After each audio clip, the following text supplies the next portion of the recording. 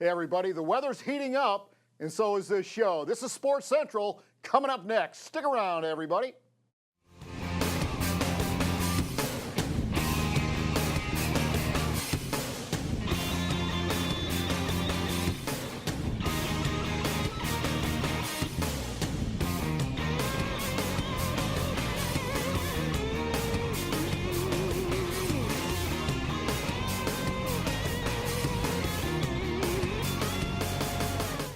Hey everyone, welcome to Sports Central. I'm Mark Jackson, my co-host, Mr. Hank Longo.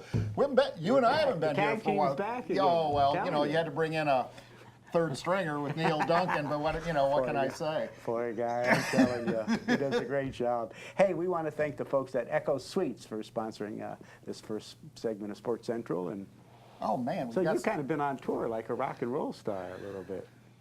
Well, been busy, yeah. I was in Washington, D.C. for about 5-6 days. And fantastic. Got some stuff up there and, some other activities going on. It's busy. It's busy summer. We were talking about how busy things were or have been, Hank, in Polk County. A record month for tourism in April. So that was huge.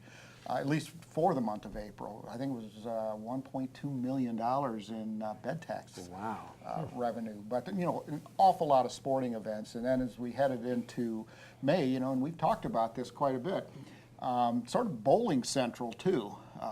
Ryan Ritchie's done a marvelous job. Yeah, he recruited the Pepsi Junior Open Championships. But the seniors are coming next year, the adults. So, just say seniors. Seniors are old. Yeah. We're still young enough not chickens. to be in the senior division.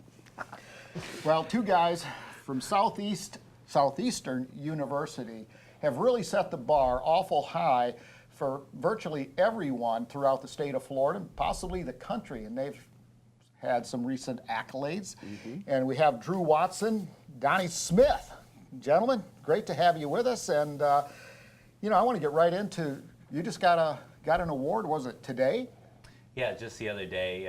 Very humbled that our conference voted my staff and I the Sun Conference Sports Information Directors of the Year. So on behalf of our staff, thank you. That's an SID, right? Yes. Okay. Yeah, we had a great year. We had 3 new people in our office that adapted to new roles. Very blessed that I get to work with 3 people. There's some people in our conference don't have the kind of help that we have. So that goes as credit to our administration for seeing the importance of what we do and getting us the right help. And just the way that they were able to adapt to the new jobs and perform at a high level was great to see. Well, I mean, it's obviously a testament to Southeastern's commitment to sports. Well-rounded academic environment, if you will, and the growth that I've seen is like second to none. I mean, there's been phenomenal growth track record. Well, we have an administration, a president on down to the vice president. Our whole administration is just very supportive of what we do. And, I've worked, Southeastern is not my first stop as an AD. And it's just, it is so different at Southeastern as far as, I think anywhere you work, people are behind you and they want you to do well. Southeastern puts the resources behind what they're doing. And we are blessed to have a president, Dr. Engel, and our leadership team is just really, they're fans, but they put their money, the money behind what we do. So just very thankful and blessed that we work in that kind of environment. Well, it lets you accomplish what you need to accomplish. Absolutely. If you don't have the, the background stuff to be able to let you play the game the way you need to play it and coach it the way you need to coach it, you're not going to get the results that you want to get. So to have that kind of support is probably a really big factor in all the winning that comes along with it. For sure, for sure. Drew, you guys were 15-11 in baseball this year, which is pretty remarkable. You were the Sun Conference champions. What does that mean to the school? I mean, from a recruiting standpoint, just from an image standpoint, tell us about that. Well, I think, you look at Southeastern 5 or 6 years ago, we had 130 or so athletes. We had 8 sports. You fast forward to 2016-17, we've got 450 athletes, 16 sports. And whenever, when you look back at those years, 5 years ago, we could only dream of where we're at now. Now we've got a long way to go. But to have a conference championship, you know, and we've done that in a number of sports. But baseball, being in Central Florida, you know, if you don't have a good baseball team, you know, I think that says a lot about, you know, what you're doing or not doing. And so we have a new coach in Adrian Dinkle. Brought him in from Sterling in Kansas over this about a year ago, and he's done a great job of pushing us to the next level. And 50 wins is a conference record, or a program record for wins. And just to see that success has been fun to watch. Well, getting up to the national tournament's a very big step too, I would think. You're 2-2 there. That's fantastic. Yeah, we got to go to Mississippi, and our softball team and baseball team made the national tournament, and just happened to be at the same location. So we were able to watch both of them play. And unfortunately, they neither made it to the World Series. But just the fact that we're there, you know, is a great accomplishment for the coaching staff. Well, it's a stepping stone. You know, once you've been there, you're seeing how everybody's playing at that level. Yeah, absolutely. And you know, now you're facing a higher level of competition, which hopefully is going to bring up the level of the way you play, because now you've experienced it. You know, and now you can say, well, hey, this is what we need to do to get into the World Series. But you know, I think we can accomplish that. Yeah, and we've got a very competitive group of coaches. You know, when I sit in a coaches meeting, sometimes I'll throw out, you know, we haven't won a national championship yet. And they kind of look at each other like, I'm going to be the first. You know, they're just very competitive. And, you know, and that's the work I'm alluding to. I mean, we've come a long way, but there's still not a national championship within, you know, NAIA national championship within our, you know, our sport. So that's a big goal for us. 16 sports. That's a lot of sports, you know, and a lot of people throughout Central Florida don't know how large your sports program is. And if you take a look at the NAIA from its humble beginnings, I think it was back in the 30s, correct? Something like that. In fact, it's older than the NCAA, if I'm not mistaken. You know, the rapid growth, but you've got to feel that, you know, of course, being an SID, got to be a perpetual optimist, but the national champion's got to be coming.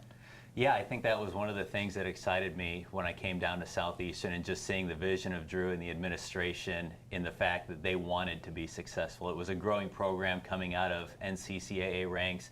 They had joined the NAI in 2009 along with the Sun Conference, and it just seemed across the board that there were a group of coaches that all wanted to compete at the highest level, wanted to win national championships, and that seemed like something I wanted to be a part of.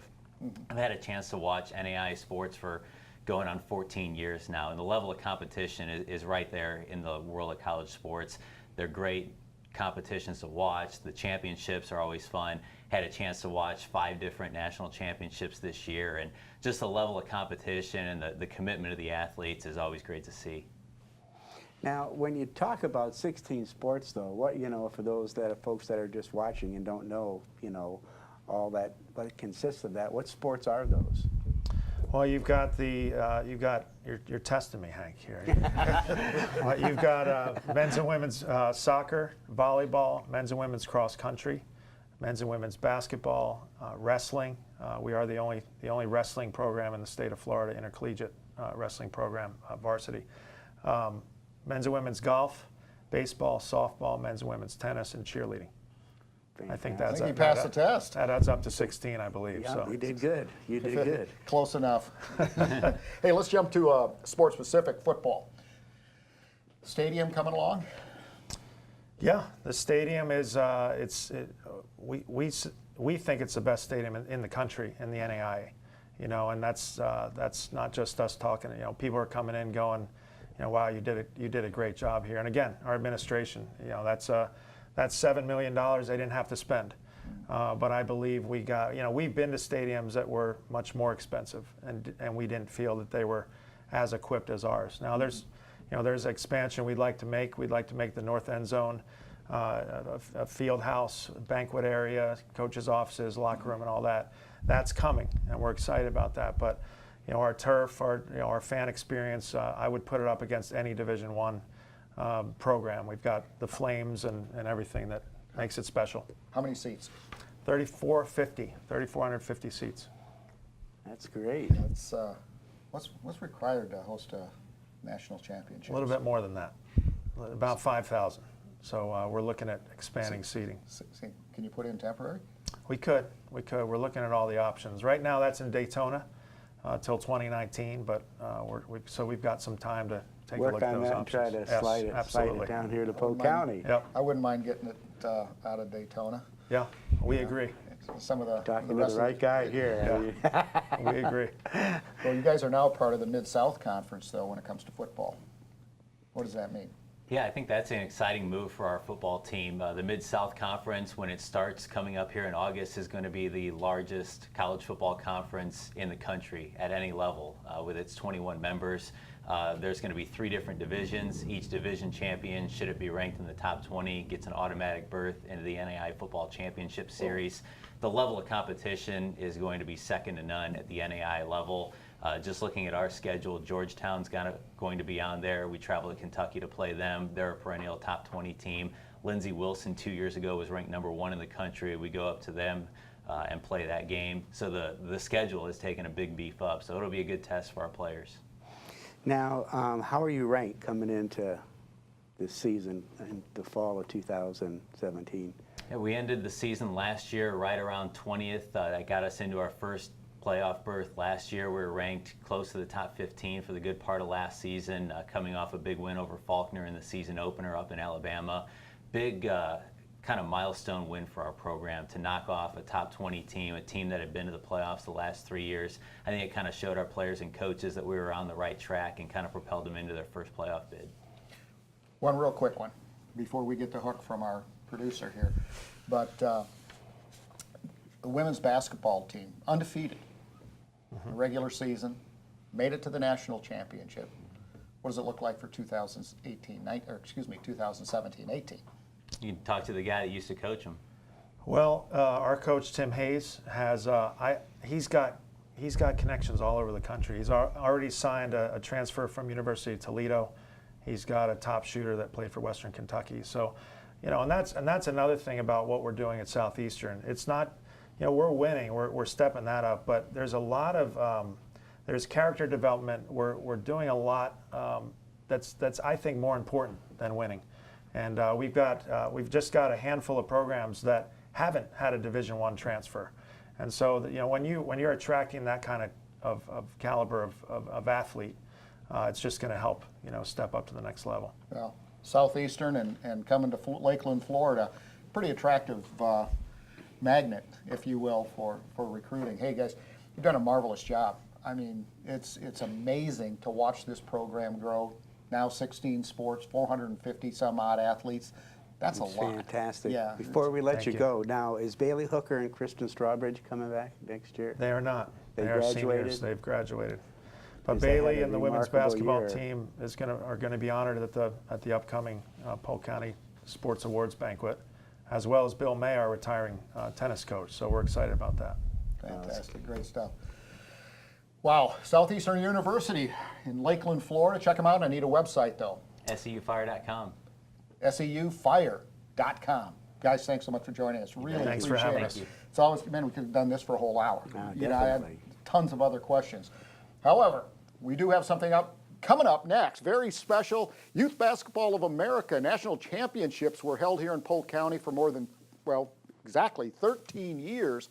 The state championships were just held this last weekend. I didn't quite get that right. I think it was May 19th through the 21st. I stand corrected, just like at home, everybody. But fact of the matter is, we've got some great footage. Check this out. Hank and Mark, we'll be back right after this. Stick around.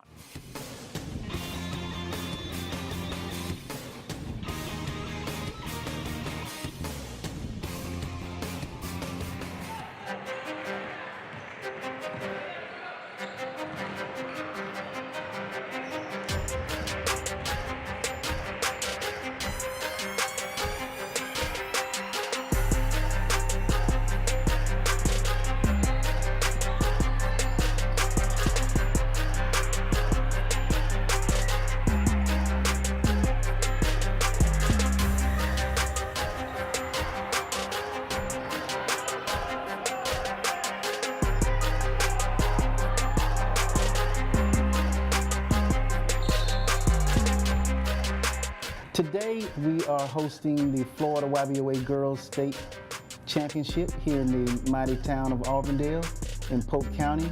We are hosted by Polk County Sports Marketing. This is our third year of hosting this event in the Auburndale area. We love the area. It's central to Florida, so teams are able to commute back and forth, those that are within an hour to two drive range. And the facilities are very nice, and the marketing team does a great job of hosting us here.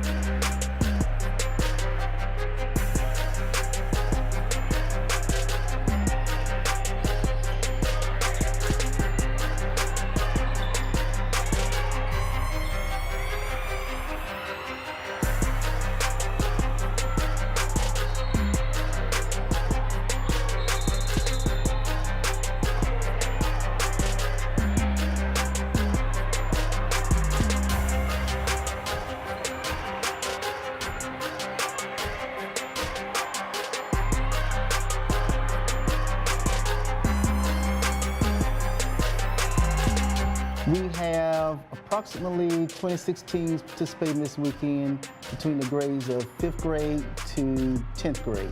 Each team is guaranteed 3 games in pool format, and then all teams come out of pool format into bracket play. Tomorrow we'll have championship games played all day Sunday.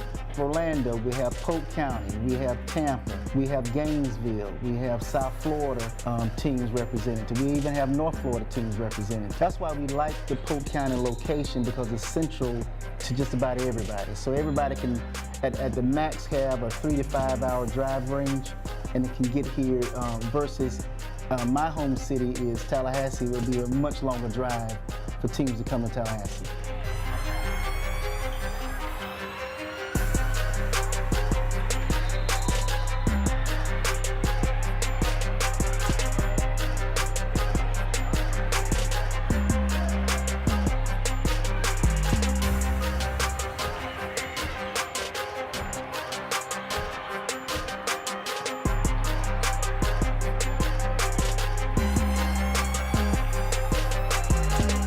They qualify for the state tournament by participating in at least one qualifier that we start hosting these qualifying tournaments between March and June. The last qualifying event was last weekend in St. Petersburg, Florida. Some of these same teams played in St. Pete, and then now they're here. They competed in state, and then you have to compete in the state tournament to be eligible to participate in the national tournament. It's always fun and camaraderie, but I was saying at the first game of the day at 8 o'clock, both games are already very competitive. I mean, when you walk into the gym, you thought it was 1,000 people in the gym, it was only like 100. But it was 2 games, closely competitive, but respect for each team. At this juncture of the season, a lot of these teams have seen each other and played each other at least once already. So it's interesting seeing the dynamics and the strategy of the coaches as they make adjustments from one tournament to the next and being competitive.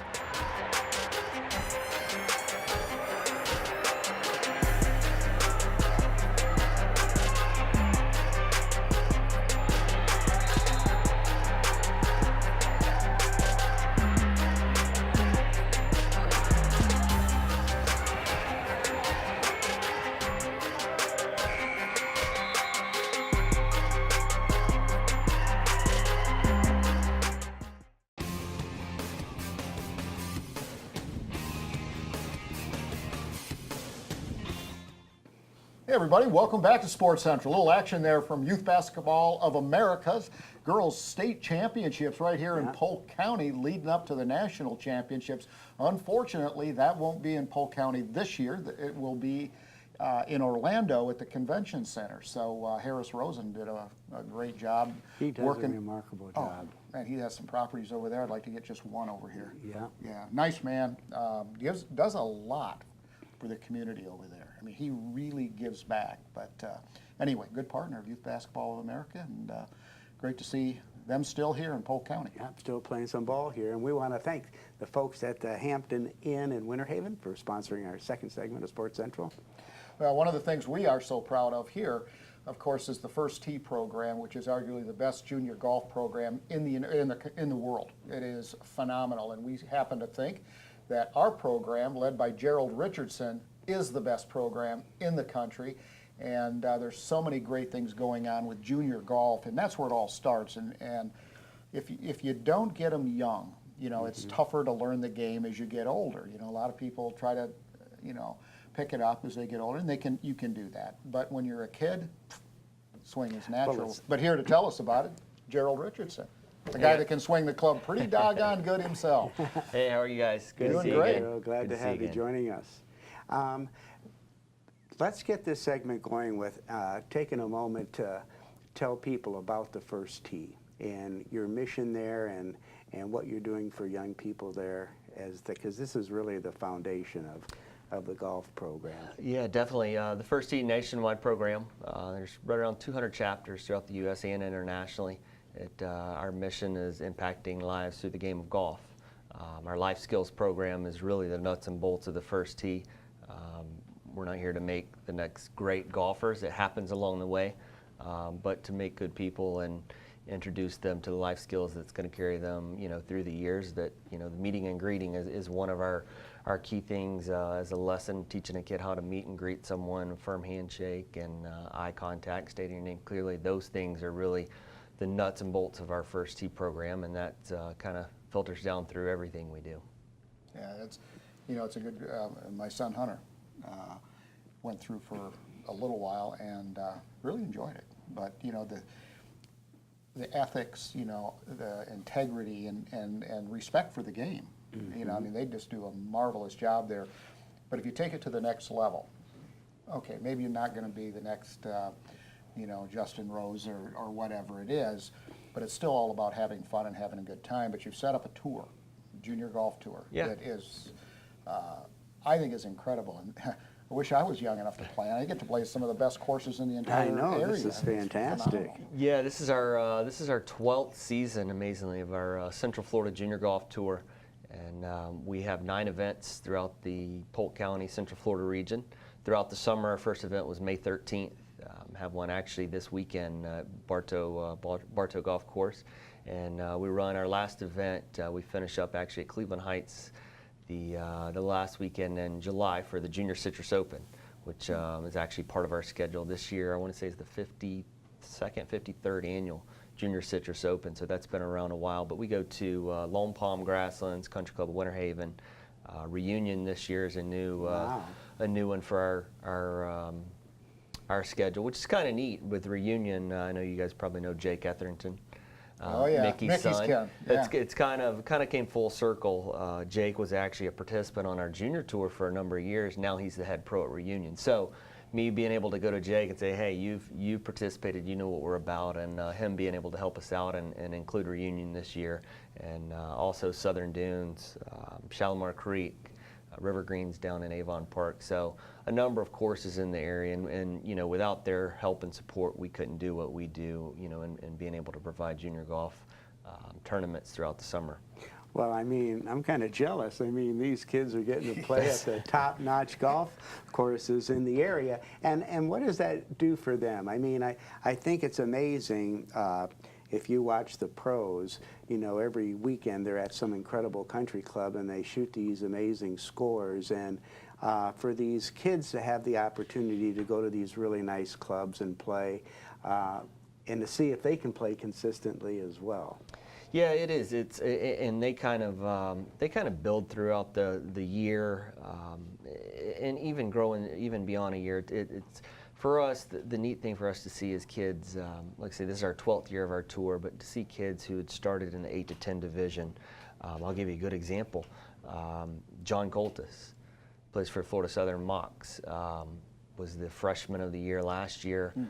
This year was second in the NCAA championship. They won the national championship. John Coltis competed on our junior tour for 4 or 5 years. Wow. You know, and we're kind of getting to the point where we're really being able to push kids to the next level with, you know, with John Coltis. He played on the junior tour. Matt Anderson's at Valdosta State.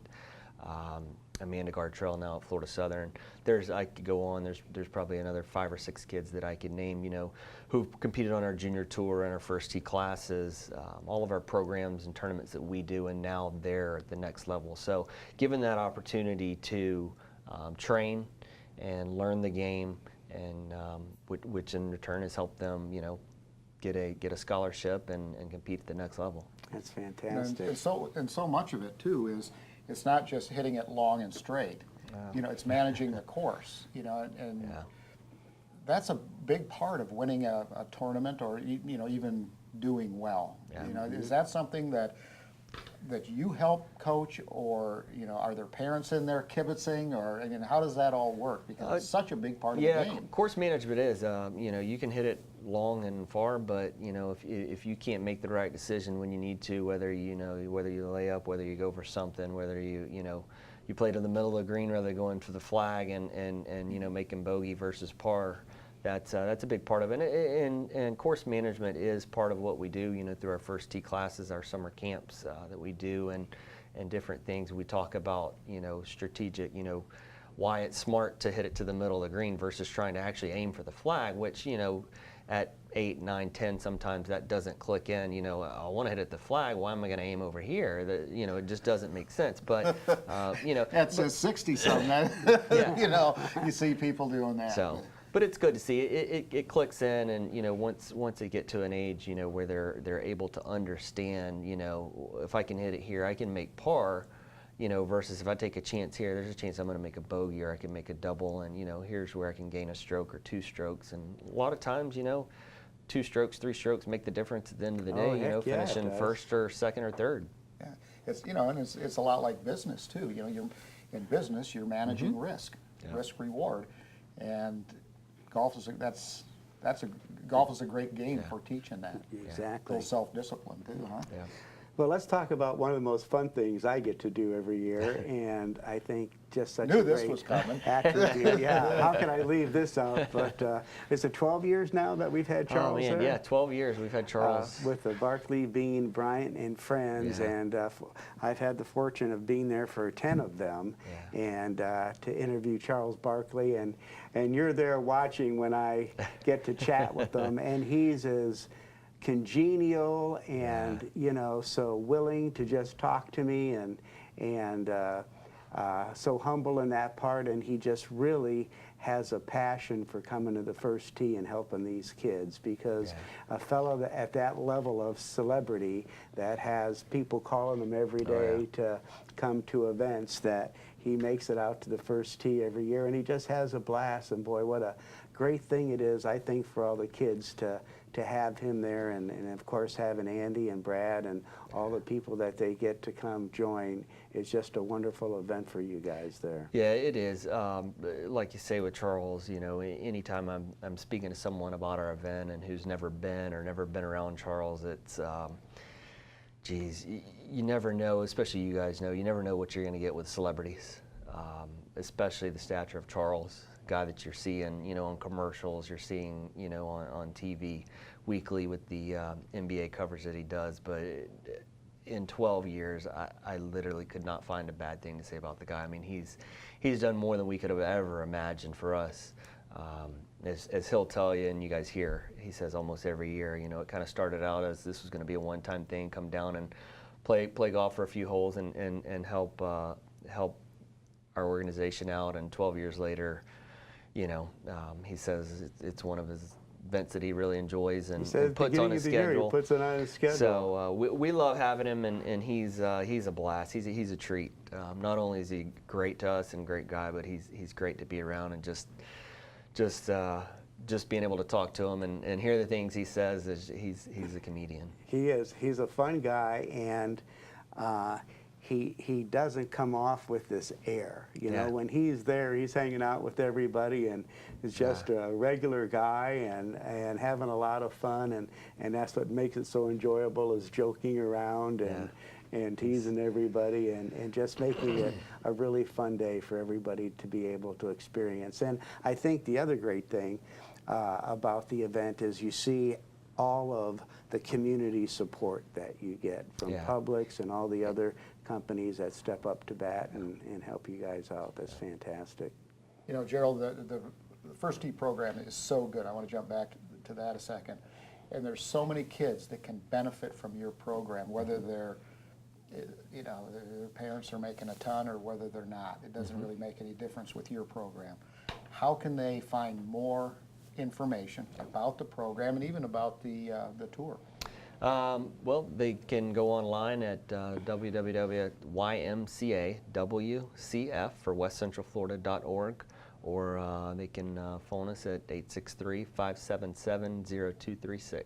Fantastic. Well, that's so part of the YMCA, and another great organization, that strong one too. Yeah, right here very, in Central very Florida. strong. I'm telling you, it's been a blessing to have them. Well, we certainly appreciate all you do, kind of a quiet giant, if you will, in the world of golf. And if you ever need an A player, there's the guy right there. Well, I got to bring this. This is just a real quick little story I have to throw in. I'm playing at the Boys and Girls Club golf tournament fundraiser, and I'm not on a team.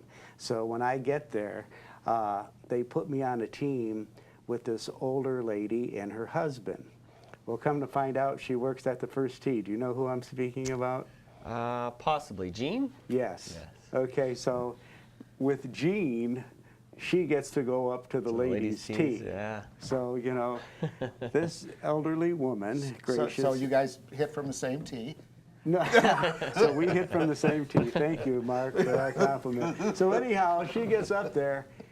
Can she hit a golf ball? Yeah. I mean, she whacks the thing, and so now all of a sudden, She outdrives you. yeah, yeah. But I was hitting from the whites, I must say. But here we had this great advantage the whole game, because when she connected, she Yeah. was downtown, and now we're hitting from where the guys are that have the 300-yard hitters on There you their go. team. So she was fantastic. We had a great day, and it was a treat, you know, hearing that she worked there, and said a lot of wonderful things about the program as well. Super. Fantastic. Gerald, thanks so much Hey, for thank you joining us. guys We again. always appreciate it. We need to get out on the links one of these Yeah, days and, you know, bail us out of a scramble again. Always great to see you. Thanks so much. you. Well, everybody, you know, in Polk County, yes, this is a sports show. However, there's so much to do, so much to see when you're not out on the competition, the fields or the floors or whatever it may be. And it's part of the experience of coming to Polk County. And one of the things that has really made Polk County famous is phosphate. It's a huge industry here. And it's really kind of cool to go check out what they have to offer if you're coming here for sports or just coming here for leisure or business. Well, you can do that at the Florida Mulberry Phosphate. There we go. I'll try that one more time. Phosphate Museum. And we have some great footage, some great information. Check this out. Hank and Mark will be back right after this. Stick around.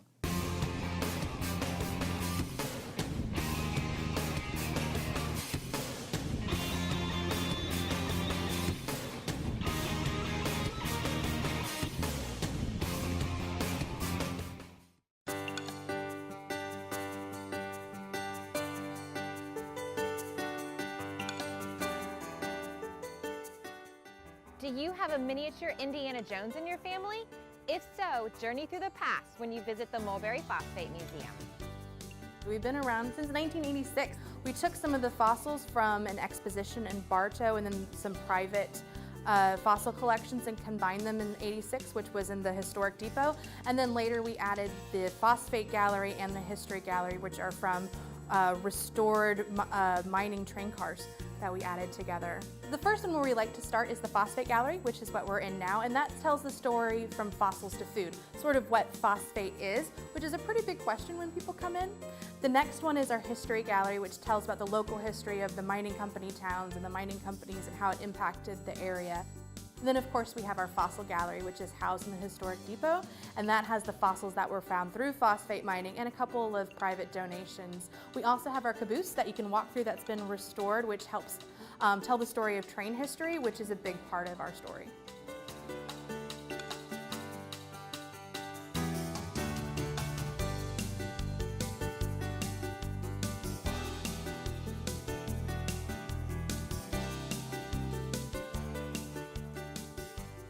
For the past 3 years, we've incorporated programming because that is a big part of what we're about. We want to not only tell the phosphate story, but inspire future generations to go into science and engineering and help the phosphate industry as well as other fields. So we have STEAM Saturday once a month, which is hands-on activities to talk about science, technology, engineering, art, and math. We also have Wild Wednesday, which focuses on animal science because that's a big part of what we do too. We have Behind the Glass, which is where after a tour you can get hands-on time with some of our fossils, maybe inspire some future paleontologists and also to see what museums do. And then you can always dig on our dig pile and take home anything you find. I love the fact that there's a dinosaur dig. I think that anybody who figured out that there's a dinosaur dig, they're gonna be like, I'm digging. There's only one other phosphate museum in the United States, and it's in Tennessee, so be sure to visit this very unique attraction during your next Central Florida vacation.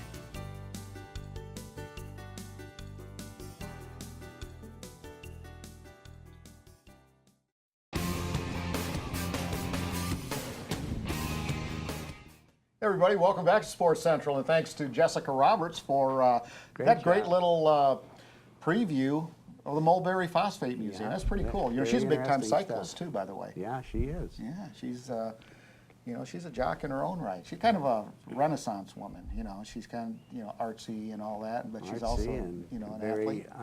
Very passionate about the greyhounds and the greyhound rescue and Greyhound rescue. That's Yeah. right. Glad you said it, not me.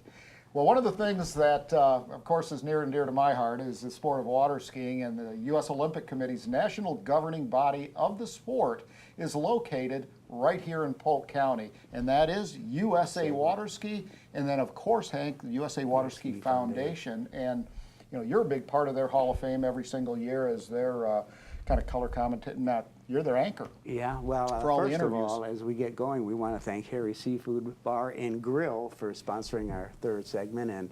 And make sure you, when you go over to Harry's, say hi to Bruce. He's Tell him chef Mark- extraordinaire, tell him and say Mark hi to sent Harry. you. Yep, great guys. But getting back to the Water Ski Hall of Fame, and it's great to be a part of that. Both of us have been inducted with the award of distinction, which is an incredible honor. And getting to MC, Chief announce a lot of the events for the organization, and glad to be involved in it. And I'm going to be involved with this 2017 National Championship that's coming up too, with Jared here, Lipplegoos, joining us, and a big event right here. And we're having it at the Polk County Water Ski Foundation Hall of Fame and Museum, Lake Grew. That's right out there, so it's kind of neat. Right off of I-4. Having an event there where people are going to be at the museum. Unfortunately, they're moving the museum, so I don't think it's able to be visited anymore. But Jared, big event coming up. Yeah, it is a big event. They are moving the facility. However, I do think it's quite fitting that we are celebrating the 40th anniversary of the Barefoot Nationals in the water ski capital of the world. Exactly. So it's going to be a great event kicking off August 1st through the 5th. Okay, well, it starts out with the regionals first, the regional championships. championship. Correct. Kind of getting two events for one, Yep. which is a great opportunity for all of us in Polk County, especially water skiers. But more than just an event, you also have a son that's pretty hot shot barefoot skier, right? I actually, because of barefoot water skiing and our son, last year a 3-time national champion, we just recently relocated here to the sunny state of Florida so that we can live the dream on the chain of lakes and support the wonderful sport of barefoot water skiing, and then of course all aspects of water skiing. Jared, where'd you come from, by the way? We just moved here from the state of Washington. The state of Washington. Yes, sir. We went from one corner of the U.S. to the next. And two totally opposite weather patterns. Yeah, the rain has been quite lovely this last week because it's warm, not cold. Yes. Well, that's fascinating that you're able to make such a big move like that. And now, has your son won national championships while living in Washington? Well, we just recently moved, so he won last year, but it was because of the great community that the water skiing community is, which brought us down here to Central Florida. Well, the thing is Mark, you've experienced, I've experienced, you know, skiing growing up in the Midwest. You can do so well. But then if you really want to take it to the next level, you want to be skiing with all the best skiers in the world. You want to be with them. You want to watch what they're doing. You want to have the opportunity to have more time on the water. Yep. And when it comes to living here in Polk County, you've got the best barefooters in the world. Yep, they live right here in Central live right Florida, here. and even some of the greats and the legends that have been inducted into the Hall of Fame. And the great thing about, the fact you brought this up, there will be an event at the National Championships where the legends, all the old guys, will be out there to socialize in the evening and shake hands and get pictures. So it's going to be an exciting time. Just one of the many things that we have planned for that week. It's going to be exciting because Rob Beeman and Who just got inducted? with just the got award inducted in distinction the Hall of Fame. John, I don't know if John Gillette's coming down or not, but Mike Body and I skied together for years. I still think, in terms of watching somebody barefoot, in terms of an art, nobody better ever.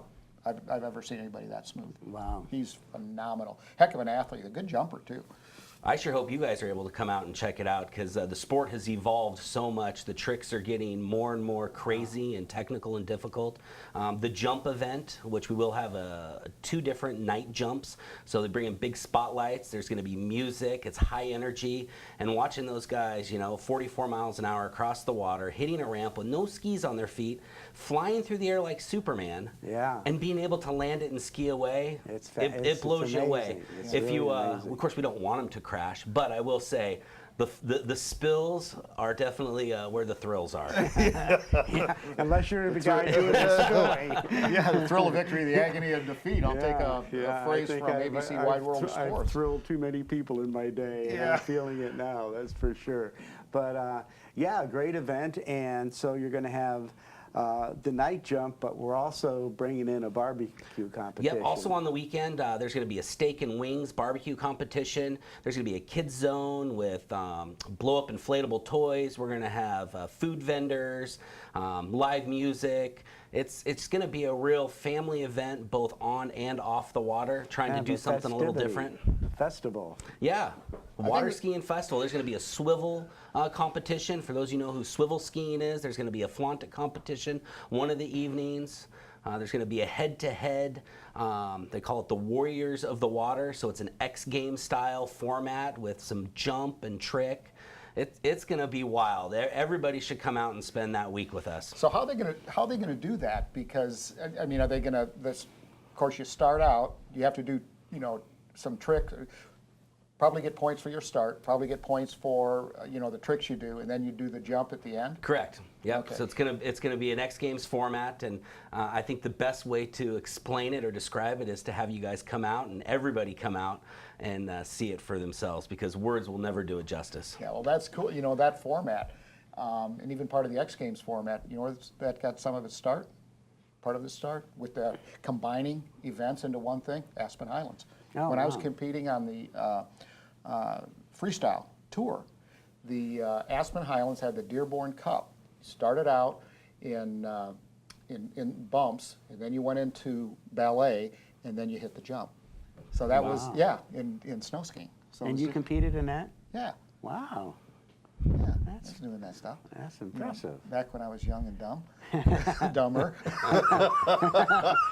I took the words right out of your mouth, didn't I? I didn't have to say anything there. Sometimes you got to cut it off You quick. just might as well take the medicine while you got the Oh no, opportunity. you're just, and of course you're at, right there, you're probably at 11,000 feet, and so by the time you're done, you're just Big spent. gas, yeah. Well, you're never too old to come back out and barefoot water ski. Yeah, we actually have competitors from the age of 6 years old all the way to 86. I saw that in the deal. Of course, Banana George has passed away, but guys still competing at 86 years Yeah, old. we do have one competitor, Jim Boyette. He's competed at every single national championship since the beginning. He comes out every single Really? year. Wow. He's been around for a long, long, long time. For 40 years anyhow, huh? How did you get started in the sport? Long ago as a kid, my family and my wife's family were water skiers.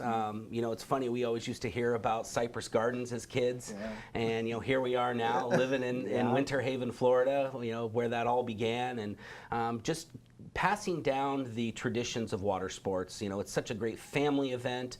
Once again, the barefoot community is one that I've never experienced, just the camaraderie, the togetherness.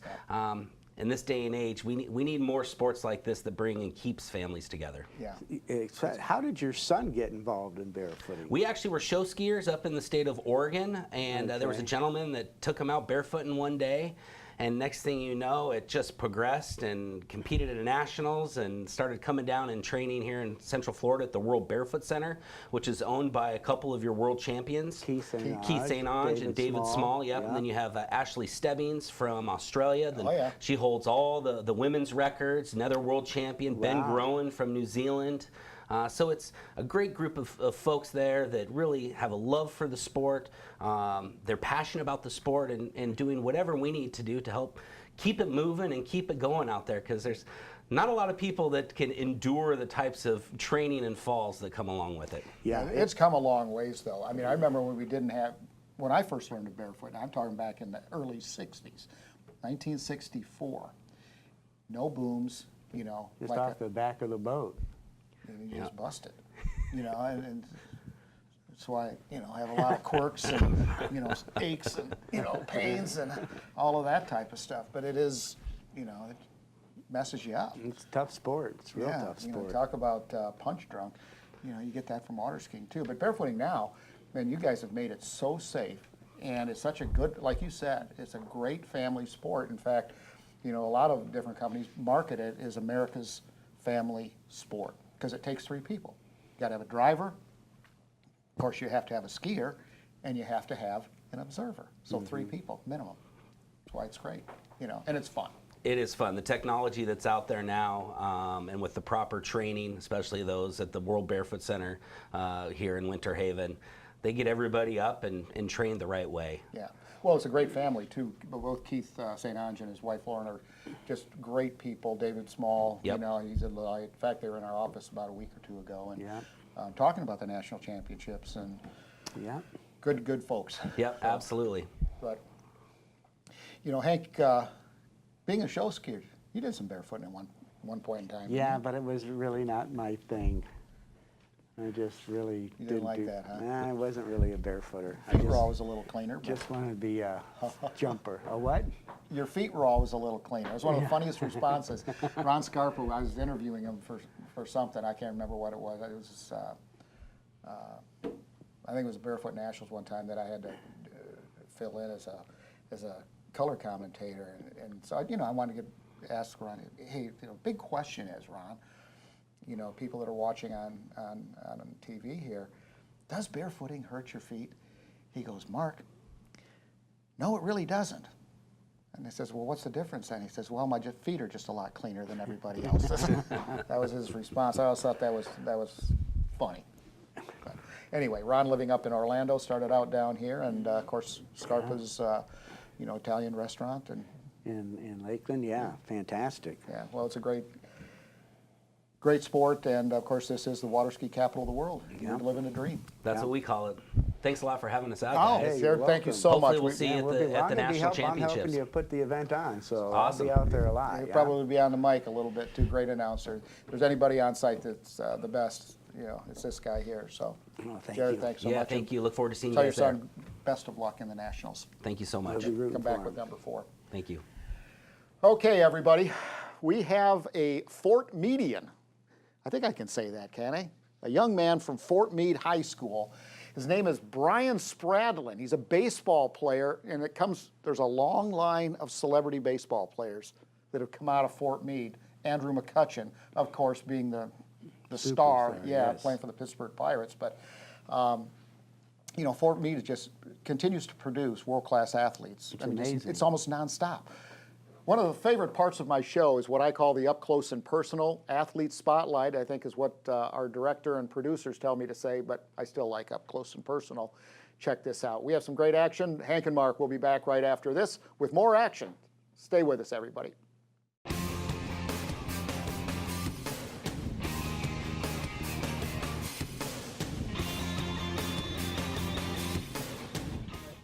Baseball's always been with me since I was growing up. As far back as I can remember, I've always played.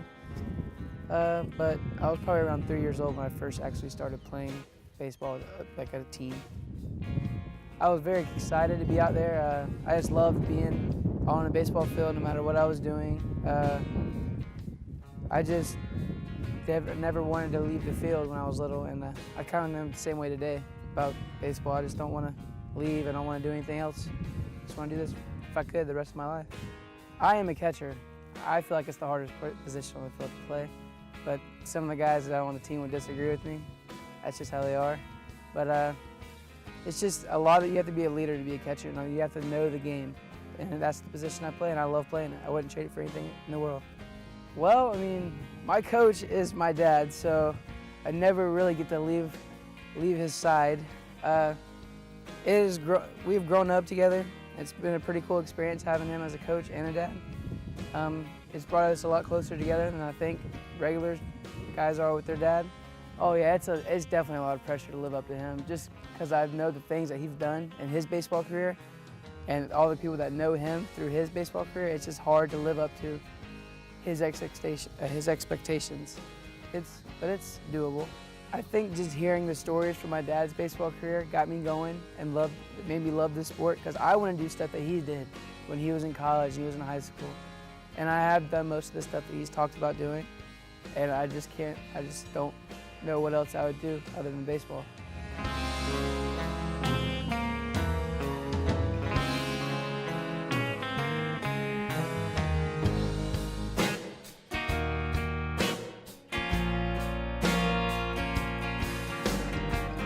We do a lot of things at practice. It just depends how the game went the night before on what we need to work on.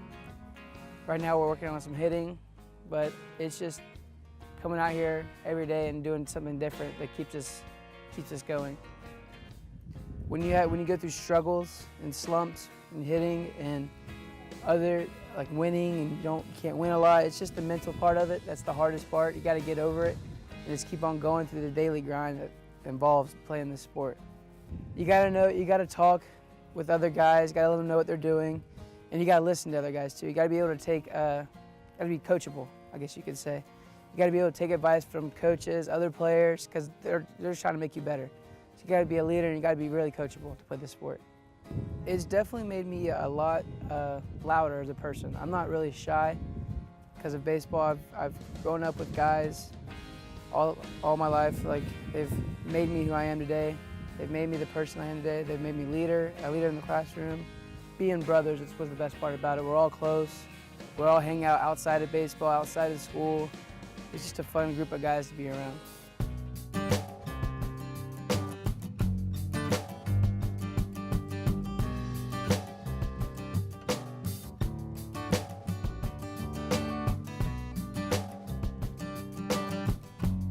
Playing in front of a big crowd, it's just awesome.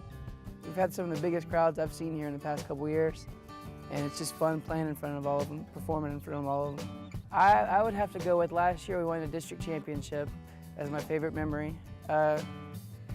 Fort Meade hasn't won one in almost 6 years before that, and it felt good to get the pressure off of us and actually being able to make the playoffs again and win a district championship and bringing back the winning tradition that is Fort Meade baseball. We prepare by just having fun, coming out here and trying to relax, keeping our mind off of the fact that we're trying to do something that hasn't been done in 6 years. We came out here just trying to have fun, trying to relax. It was a great experience. I'm going on to play college ball. I haven't decided where at yet. I have a couple schools in mind, but I'm going on to play college ball. I want to go get a business degree. I have a whole life ahead of me. I just don't know what to do with it yet.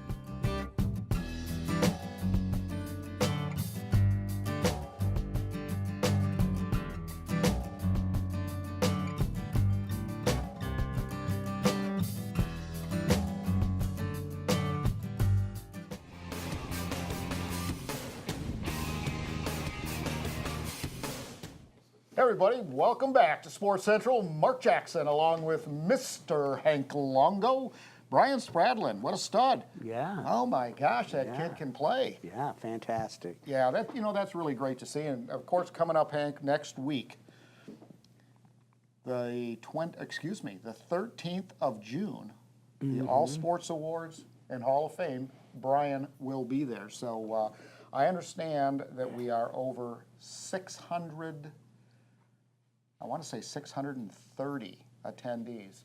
at this year's ceremony. I mean, it's going to be fun. Yeah, It's always well, going to be fun. And before we get talking too much, we want to thank the folks at Cleveland Heights for sponsoring our final segment here at Sports Central. And I'm excited about the All Sports Awards because I have one of the neat jobs there is I get to interview people. And what a treat I think you've got the best job of the whole house. Get to chat with all these folks. And you know what comes out in all the interviews that I do for people that are being inducted into a Hall of Fame or getting a big award is you see how it humbles them and how appreciative they are and of the folks that, you know, help them get there and that they've done it, you know, and it's like, you know, gosh, we're here tonight, you know, celebrating a great accomplishment, and it really is neat to see, you know. And they think a lot of it, though, too, Hank, because, I mean, you know this as well or better than I do. You know, every year, Frankie D's, you know, Barbara Cooper, Clack Cooper, or no, Barbara Cooper, Clack. Yes. Yeah, Barbara Cooper, Clack. You know, they're there, they put the jackets on, and, you know, some of our other celebrities that are there. Yeah. I mean, it's just phenomenal how important this is. And when you take a look at the inductees into that Hall of Fame, I mean, it's the who's who of sports globally. Yeah. You know, I mean, Ray Lewis, you got, you know, some of these other guys, Tracy McGrady, and it's just fantastic. You know, so it's going to be a fun night. June 13th, Tuesday night, June 13th, at the Lakeland Center. And people can get more information if you go to centralfloridasports.com and check out the action, check out all the schedule. Speaking of schedules, we've got some great events coming up. I'm telling you, it's been a barn burner the first half of the year. It just keeps on going and going and going. Setting a new record again this year with the number of events as well, but primarily the number of attendees. I mean, it is just up and up and up. And of course, sports is kind of a recession-resistant industry in that people are going to still play sports. They're still going to go to the national championships, state championships, regardless of what the economy is doing. Yeah, they're gonna not miss that opportunity. Yeah, well, one of our biggest sports, of course, is softball. Has been for a long time. We were the home of the Independent Sports Association under Don Stratton for so many years. Of course, Chet Till was the first director of the ISA. Director, yeah. And in fact, Chet, of course, still lives in town. But the ISA Youth Best of the Best is coming to Bartow, I think it's County Road 555 Park Recreation Complex is the technical name. They got 600 athletes. That's now fantastic. You multiply that times 2, and that's the number of parents and siblings on average. So you almost have 2,000 people here just for that one softball tournament. Yeah, it's so fantastic. It's terrific. And then you've got the Summer Slam. A new organization, relatively new, is the, I got to pronounce this right, the Fast Pitch, USAFastpitch.com. Okay, that's the name of the organization.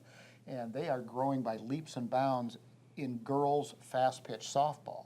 And we have our on-site director, Marianne Roberts, and she was a former fast pitch star. Yes, she was. Yes, she was. What's your real name now? Lyons. She just got married. You can't see her over there, everybody. But she was such a beautiful bride. She should have been on the cover of Bride magazine. So we had to take this opportunity, of course, to say congratulations. But you don't see her. She's sort of the woo man behind the curtain. Yeah. And she keeps us straight and yells at us and all sorts of stuff when we're off air. You know, she's pretty tough.